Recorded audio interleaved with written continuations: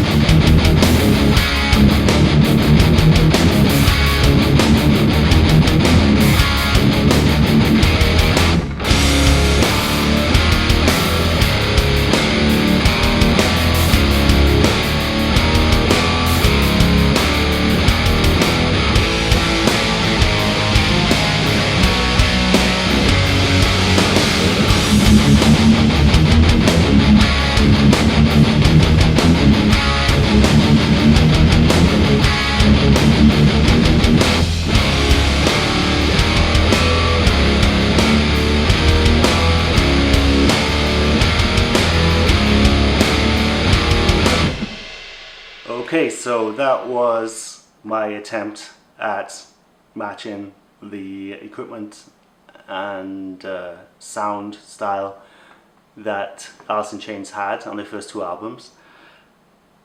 The secret was their cabinet. The cab that they used wasn't a 4x12 cab.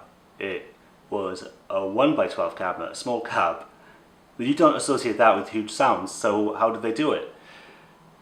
It was a open back, semi-open back cabinet, where in all of metal, 99% of it, it's sealed back. It's to make it tighter, you know, and it's usually a 4x12, you know, especially when it sounds that big. But the genius of a producer, he used two SM57s, one obviously in front, but he had, so this is the cabinet, this is the SM57, right in the front. He mic'd the back of the 1x12. So by here, he had the same mic, SM57, pointed directly, that's good, right, into the other SM57. So cab here, one in the front, one in the rear, pointing at each other. Oh Jesus Christ! So that is the secret. That is why it sounded so huge, because you got the whomp coming from behind the amp, which, if you've ever stood outside a nightclub and you hear that whoop, whoop, whoop, and it sounds good, and it actually sounds, you know, it makes you want to. It does something. When I listen to it, it's a similar effect to that. It sounds like you're standing, you know, just outside a nightclub, and you hear the metal band, or you hear the, you know, the EDM or whatever's playing. So it introduced it. That is what made it huge. The mic in the back. So that is the main secret. What else did I do? I matched the pickup that he used. He used a Seymour Duncan JB on the first 2 albums, and I didn't just buy a JB. I bought an old one from that period, a couple of years before that album, to make sure that I had you know, spot on, because I don't want to mess around when it comes to Alice in Chains. The amplifier, I used the same amp. He used a Marshall 2203 JCM 800, which was modded by, who was it modded by? It was modded by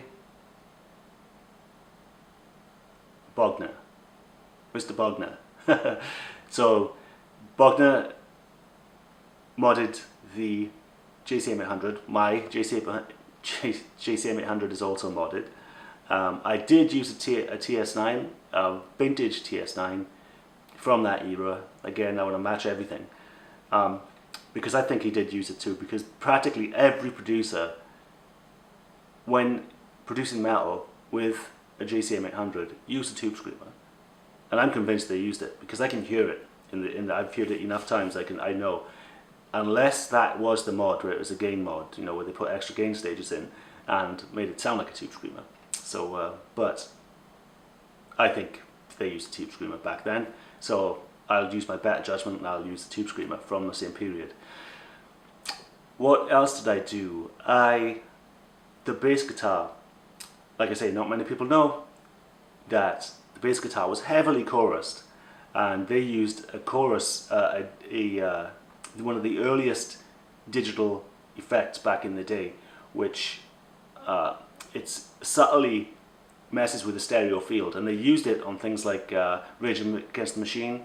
Dun dun dun dun dun dun dun dun dun dun. You can hear it's more obvious than that because you can hear the bass more. So that was a weapon by most of the producers back in the day. So I bought that old thing and I use it on the bass. I also matched the tuning. Obviously, I down-tuned. That was my main downfall, because this, like I said, the thrash era, we used skinnier strings and they were flopping around, so I was struggling trying to keep it together when I was playing it. I didn't use this guitar. Speaking of the guitar, I made sure that the guitar had a floating trem on it, because his did, and with a slightly longer profile. So just to try and match it, because I didn't have the exact guitar, but I tried to match it as much as I could. I didn't use a Les Paul on it like I usually would. I think it would have sounded better if I did, but maybe not in his hands. He did use Les Pauls on those albums, because I saw footage of him playing one. Perhaps even in that would be a kick in the teeth if he did. So yeah, so also what else do I take into consideration? The room. The room is important, and I saw, like I say, pictures and studio footage, very brief, and I eyeballed the size of the room. It was similar to my main room with the way it was set up, so that's very important. They used a Neve console back in the day. I'm not sure if you've seen the Sonic Highways movie, where Dave Grohl bought the Nirvana console, which was a Neve as well. I don't think it was exactly the same model as that they used, that Alice in Chains used, but they did use a Neve console, and I have a Neve clone of one of the channels. So I used a hardware Neve copy preamp for the main mic that was in front. So that's another aspect I did. So like I say, take a breath. The nerdiness. I just went so deep with this. It's been on my mind for a long time. I put it together and it sounded, in my opinion, very close. If I had drenched everything with reverb like the album was, I think I would have got closer. But I didn't want to. I didn't want to put VST things on it, reverb on it, because I don't actually like it, and I think it doesn't. It never. I can never get the balance right. I can never make it sound vintage. What I did do is I tried to emulate the console on things like the drums, where I tried to emulate the tape compression. I tried to emulate that on the bass guitar as well, because when I was playing it, it was kind of clean. I did use a tube amp for the bass guitar, a lot like Lemmy used to use a guitar amp to record bass. I did the same thing. I used a microphone that is better to pick up the bass, and I was happy with the way it came out. So like I say, a lot of parallels with the actual gear they used back in the day. Probably the nerdiest thing I've ever done with gear, and it was surprising how quick it all came together. I did it in half a day. Everything, the drums I found a MIDI download online, which was very handy, so I didn't have to mouse all those in. So that's it. If you like the clip, if you like the information, let me know. Please subscribe, please give me a thumbs up, hit that bell so you get early notifications of my other videos that are coming up. Tell me what you think in the comments. This is Owen at Circle of Tone. This one was a labour of love, and I'm passionate about this stuff.